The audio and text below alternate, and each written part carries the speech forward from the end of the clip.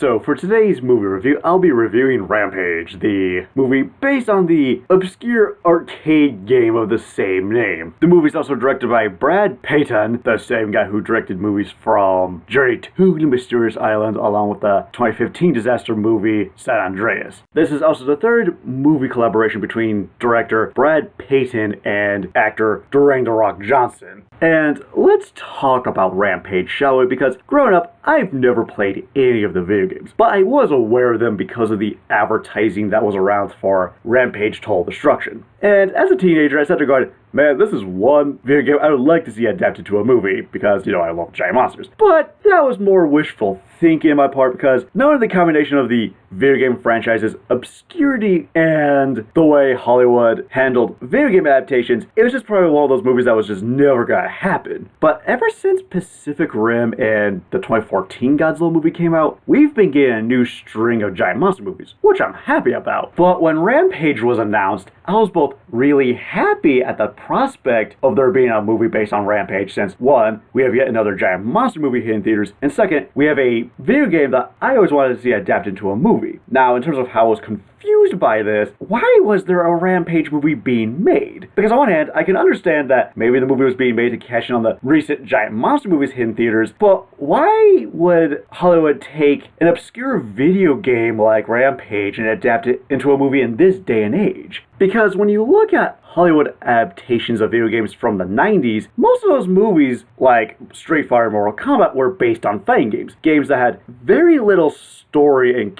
character to them, because the point of those games were you pick a playable character and you fight several other characters. But sometime around during the early thousands, to this day even, video game-based movies moved away from adapting fighting games and actually adapting video games that actually had intriguing characters and intriguing stories behind them. So, with a video game adaptation like Rampage coming out in this day and age, it seems like the odd man out, because on one hand, the premise to the video game is you pick a giant monster and you go on a rampage in a city. And that's basically the Rampage video game franchise in a nutshell. Like, the Mortal Kombat games have more story to them than something like the Rampage games do. And another facet of this movie that confuses me is the overall relevance to it. Because when you look at a lot of video game adaptations ranging from the likes of Resident Evil, Doom, Assassin's Creed 2, Tomb Raider, a lot of these video game adaptations are based on video game franchises that have been around for some time and have gained a huge fan base, to the point where video games within each franchise are still being made to this day. With Rampage, on the other hand, here's a video game franchise that's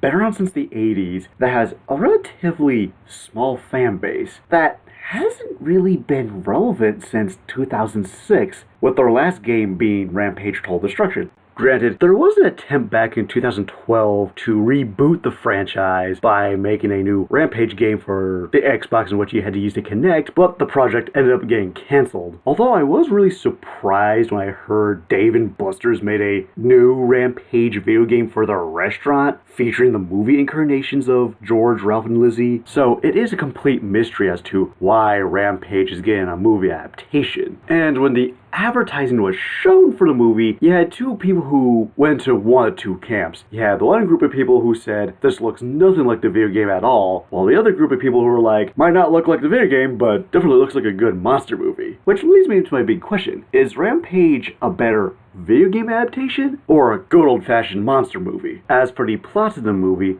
it's about this primatologist who befriends this white silverback gorilla named George. As the two continue to share a unbreakable bond with one another, a mysterious device crash lands in George's territory, releasing this chemical that turns the gentle gorilla into a giant bloodthirsty monster. However, to make matters even worse, it is soon discovered that someone's using the exact same device to turn George into a giant monster, used the exact same devices on two other animals. As these newly created apex predators battle each other for supremacy and tear across America in the process, the primatologist joins forces with a genetic engineer to secure an antidote and fight their way through the ever-changing landscape. Can the primatologist reunite with his best friend George? Or will humanity face extinction fighting against these newly created apex predators? In terms of what I liked about the movie is what you expect it to be. A dumb, fun, action-adventure movie with giant monsters. In the best ways possible. Because the story is really simplistic to follow, because if I had to sum up the movie in a nutshell, it's about 3 animals that consist of a gorilla, a crocodile, and a wolf that get mutated into becoming giant-sized and proceed to go on a rampage across America. That's pretty easy to follow. And even all the human stuff, in terms of who each character is, what their motivation is, and what their backstory is also easy to follow. Also, the movie moves at a really brisk pace, because the first 10 minutes of this movie sets up everything you need to know about what the rest of the movie is going to be about. And once George and the other 2 animals get exposed to the chemical, the movie kicks it into gear and becomes a non-stop action movie. Like, there's never a dull moment, since there's almost always something going on within the movie, regardless if it's Davis hanging out with George or Ralph battling some mercenaries. There's enough going on in the movie to keep you entertained. Also, as far as I'm concerned, this is the greatest video game adaptation to date, because when you really look at the original Rampage arcade game, let me tell you the premise. It's about a gorilla, wolf, and a dinosaur that go on a rampage throughout America, and we get exactly that. We get a gorilla, wolf, well, okay, maybe not a dinosaur, but a crocodile that do go on a rampage throughout America. So, in essence, based on that alone, this movie is the greatest video game adaptation to date. But also, what makes this movie a great video game adaptation, the original game itself never really had a story. It had a premise. So, this actually gives the filmmakers room to work with, because you can add a story and a set of characters for this movie. And I think it worked out really well. And keep in mind, I myself have never played the video game, but I've seen enough people do playthroughs of the game, and I get the gist of what it's about. And there's actually some elements in the game that actually do translate well in the movie. Because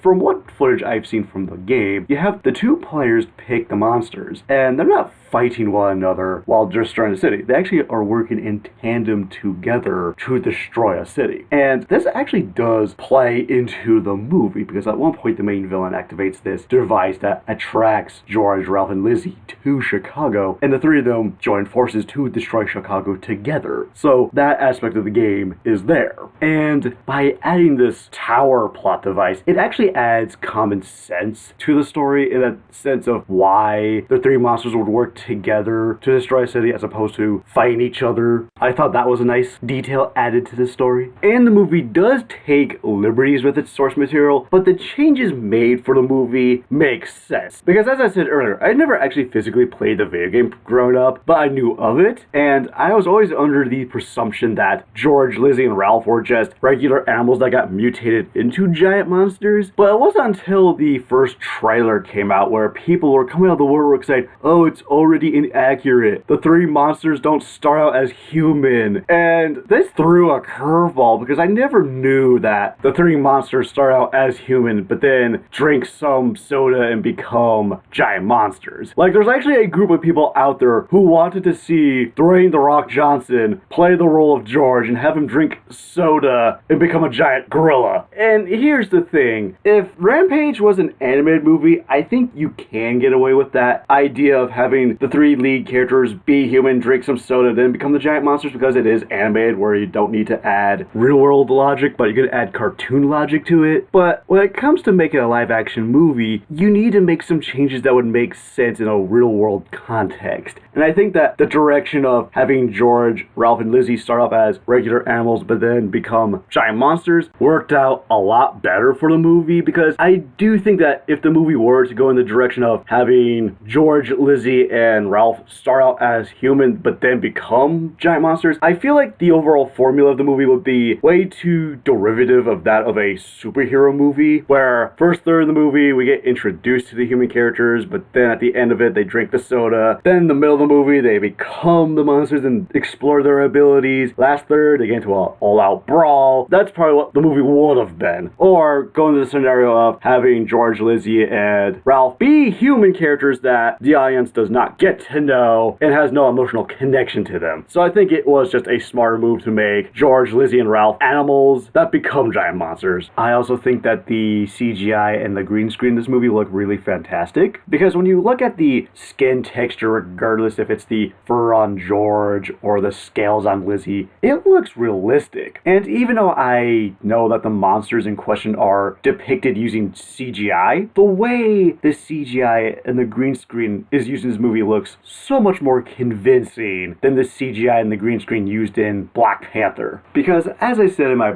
review of Black Panther, where it came to the CGI and the green screen, it looked like I was watching a cinematic cutscene from an unmade Black Panther video game. Whereas the CGI and the green screen used in this movie actually looked like it belonged in a blockbuster movie. I also like the fact that the monsters in question do have decent amount of screen time. Because when you watch any monster movie, it feels like a lot of the monsters get barely any screen time in favor of the human characters. In this movie, it actually feels like the monster characters do have decent amount of screen time, with George being the lead monster that we follow throughout the entire movie, with Ralph getting the second most amount of screen time. Sure, I do think Lizzie has the least amount of screen time, which I'll talk about later, but even then, I do like the fact that all the monsters do have moments of their own to shine and leave an impact with the audience. And speaking of the monsters, I also find it refreshing that we focus on a group of giant monsters that aren't giant-sized in the same vein as something like Godzilla or the Kaiju from Pacific Rim. Instead, we focus on a cast of small-scale giant monsters, like something you would see in a Ray Harryhausen movie, which I think is really refreshing. And to add on top of that, not only do I think the monsters in question are meant to be a throwback to the small-scale giant monsters seen in something like a Ray Harryhausen movie, I also think that each monster within Rampage is meant to be a reference to various different monsters seen throughout cinema. Starting with George the White Gorilla, because in the video game he was meant to be more of a tongue-in-cheek parody of King Kong. But when it came to the movie incarnation, the filmmakers obviously had to change up George to be his own unique character, since we already had a Kong movie back in 2017 with Kong Skull Island, which featured a more traditional take on the King Kong character. But with George, on the other hand, even though a lot of people are just sitting here going, oh, it's just a white version of King Kong, I kind of view the movie incarnation of George as a reference to one of two different monsters. One of them being Coco, the son of Kong, in that sense of he is a giant white gorilla, and the other monster being the 1998 incarnation of Joe from the 1998 remake of Mighty Joe Young, in terms of both backstory and overall relationship with the lead human character. Because their backstories revolve around them being hunted by poachers, and the main human character rescues them, and as the years go on, the two of them form a unbreakable friendship. And during the last third of the movie, the gorilla in question ends up going on a rampage, forcing the main human character to find a way to reestablish their relationship with said gorilla character in order to calm them down, preventing any more damage done in a urban-like environment. Then you have Ralph the Wolf, whose video game counterpart was an original creation that was inspired by the numerous werewolf-themed horror movies that came out during the 1980s. And much like George, the filmmakers also had to drastically change up Ralph and his visual aesthetic. Because back in 2017, we had Thor Ragnarok, which featured Fenris, the giant wolf that served as the personal pet to Hela. And Fenris had a design that looks very much like a traditional wolf. With Ralph, on the other hand, he still maintains that giant wolf design, but because of the chemical he was exposed to, he's given features from other animals. Like, he's got the muscle structure of that of a cheetah, the quills of a porcupine, the flaps of skin you would see on a flying squirrel, and his face kind of looks like that of a dingo. And there are several points in time where he is seen flying. He reminds me a lot of the obscure Godzilla monster Varan, in that sense of you have this giant monster that has like this row of quills down its back that has like these flaps of skin like a flying squirrel that allow it to fly like a flying squirrel. Then you have Lizzie, who has perhaps the most drastic redesign of any of the monsters within the movie. Because Lizzie, in the video game, like George, is a tongue-in-cheek parody of Godzilla. However, I think that the filmmakers changed around Lizzie's design for a different reason, because Toho, the studio known for making the Godzilla movies, are very protective of their IPs, especially in terms of what they look like, because Toho has been known to sue companies or movies that use a monster that has a likeness to Godzilla. So the filmmakers had to drastically change Lizzie's design from being this dinosaur-like creature to becoming a design that's very reminiscent to that of a Kulasukis, aka the boar croc, in that sense of it's a giant crocodile-like creature with tusks off the side of its snout But even then, Lizzie did remind me of two different giant monsters. The first one being Biolate from Godzilla vs. Biolate. In terms of the head design, since Biolate's head looks very similar to that of a crocodile and has like these multiple rows of jaggedy teeth while having strange looking tusks off the side of its snout. The second monster being Jiger from the Gamera movies, in terms of it being this giant four-legged lizardy thing with not only tusks off the side of its snout, but having this weird row of dorsal fins, strange looking gills, and having a weapon at the tip of its tail. Granted, I'm not sure if that was the intention of the filmmakers behind the movie, but if it was, I think that's a really cool way to pay tribute to some of the more obscure monsters of cinema. But if that isn't the case, looks like I was making comparisons that weren't there to begin with. I also like the fact that the two lead characters of Davis and Dr. Kate have a platonic relationship in the entire movie, because during the first third of the movie, you have one of Davis's co-workers try to tell Davis to get a love life, even though Davis has no interest in said love life and prefers solitude over having the company of people. And when Davis does encounter Dr. Kate, it looked like they were trying to set up the fact that by the time that movie comes to an end, these two would end up as an item. Thank God they didn't go in that direction, because I find it really refreshing to watch an action movie in which the two leads don't end up in a romantic relationship, since every action movie now has to have the two lead characters end up in a relationship. This year, they don't do that. It's actually very reminiscent to that of the relationship between Riley Beckett and Marco Mori from Pacific Rim, where the two of them are just friends throughout the entire movie and nothing more, which I really appreciate, especially in a giant monster movie like this. Also, as far as the characters go in terms of the actors playing them, when you really look at these characters, you automatically know the archetype of character they are, and the actors playing them do a really good job of playing that archetype. However, there was one character performance that really stood out to me, that being of Agent Harvey Russell, played by Jeffrey Dean Morgan, because from the trailers, I was expected to hate this person, because I thought he was going to be the typical, you have this government agent who means well, but he's going to serve as like this reoccurring antagonistic force to both Davis and Dr. Kate. But as the movie progressed, he went from being the character I anticipated to hating the most to becoming the character I loved the most, because the character himself means well, actually does help out Davis and Dr. Kate throughout the entire movie. He's hilarious, and Jeffrey D. Morgan is just having a blast with his role, because you just see him constantly like chewing the scenery left and right. Like, he's probably the best character in the entire movie. I was also really surprised by the amount of gore that was in this movie, especially for a PG-13 movie, because within the first 5 minutes of the movie, it takes place on this space station, and something apparently went wrong, and you focus on this minor character traversing the space station. As she does so, you see the inside of the spaceship either torn apart, or you see human limbs floating by, blood spatters everywhere, and as the scene progressed, I sat there wondering, was I watching Rampage, or did I get a ticket landed in the wrong theater, thinking it was like one of those space horror movies like Alien? And sure enough, as the movie progressed, it turned out that I was indeed watching Rampage. And the further the movie continued, there was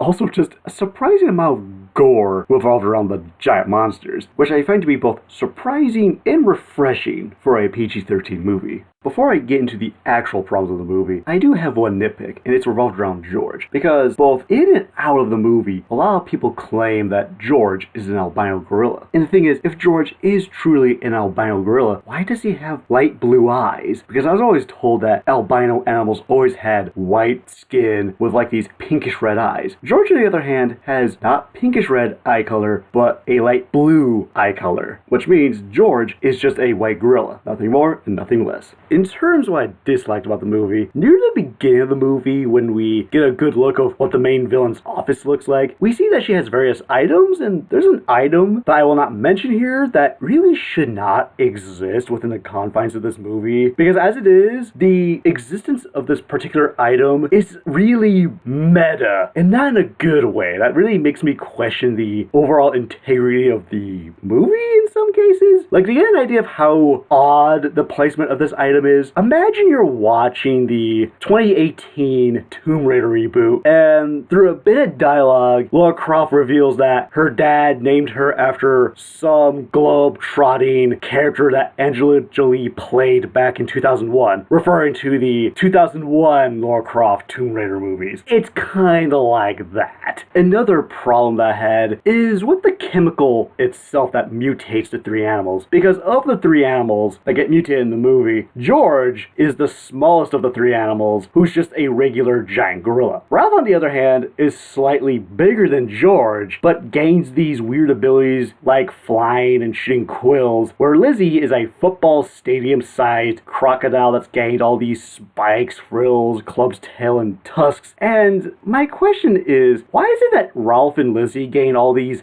abilities and accessories while George doesn't gain any power or accessories? Another problem I had with the movie, there are several points in time where the movie decides to use some slow-mo, and in some cases it's acceptable, but there are 2 points in time that I found the usage of the slow-mo to be unnecessary. Those 2 moments being the death scenes for 2 major characters in the movie. Granted, I'm not going to reveal the 2 characters that get the slow-mo deaths, but when they happen, it's just one of those things where the death itself, when it's in slow-mo, on top of being unnecessary, goes on a little longer than it should have. And on top of that, the slow-mo deaths, when they do happen, just take me out of the movie and really kills the overall suspense of that particular character death. Another problem that I had with the movie is the cast of characters that we see Davis hang out with at the San Diego Wildlife Preserve in the first third of the movie, because once Agent Russell captures and places George on an airplane, that cast of characters are never mentioned or seen again for the remainder of the movie, which kind of makes me wonder, why were we so focused on introducing these characters in the first third if they're only going to appear in the first third? Like, would it have made more sense to introduce them in the first third and have them periodically appear throughout the movie, or rewrite Dr. Kate's character where she used to work at the CRISPR organization but then decides to get a job at the San Diego Wildlife Preserve? Another problem I have with the movie is the screen time that Lizzie gets. Because, as I said earlier, all the monsters actually do have good amount of screen time in the movie. It's just when Lizzie shows up, she's a latecomer to the movie, making her official debut during the last third of the movie. Because before then, she only appears like twice throughout the whole movie and just isn't seen or mentioned. But George and Ralph actually get equal amounts of screen time from the start to the end of the movie. And why I have a problem with this, Lizzie is a football stadium-sized crocodile, and no one is noticing this gigantic crocodile swimming from Mississippi to Chicago. Like, no one's making reports about this. I do think that maybe during like the middle of the movie they could have like hinted at Lizzie just a little bit more, because when she does appear, she actually does have good amount of screen time during the last third of the movie. It's just one of those things where I do wish that she was hinted more at for the first 2/3. Another problem I have with the movie is the characterization of 2 characters. One of them being Davis, who is established that he's not a very big people person, yet in the first few minutes of the movie, he's shown to be really friendly towards his co-workers when he's working at the San Diego Wildlife Sanctuary. And even as the movie progresses, he does get along well with Dr. Kate and Harvey Russell, and this really contrasts with how the character is set up. So it's either A, you make him a people person, or B, if he isn't a people person, I feel like he should be more reserved and not hang out with people as much as the movie makes him out to be.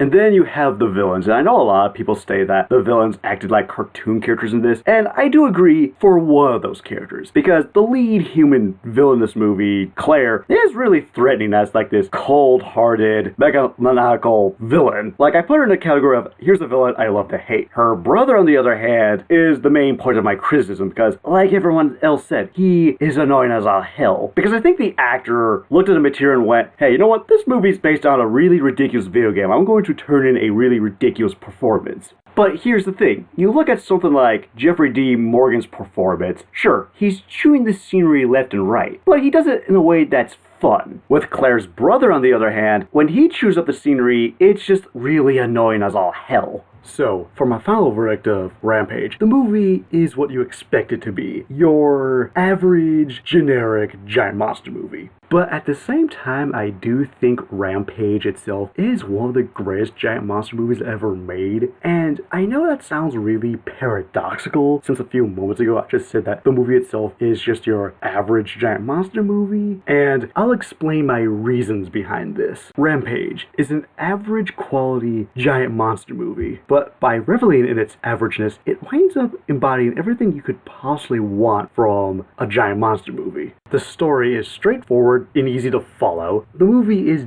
dumb in all the right ways. I also see the movie as a modern day equivalent to a 1950s giant monster movie, in the best ways possible. And as far as a movie based on a video game goes, this is hands down the best video game adaptation to date. Granted, the movie does take liberties with its source material, but the changes made here make sense from a movie perspective as opposed to a video game standpoint, if that makes any sense. So overall, Rampage, as I said earlier, is just your average giant monster movie, but in the best way possible. And before I give my final rating, what did everyone else have to say about Rampage?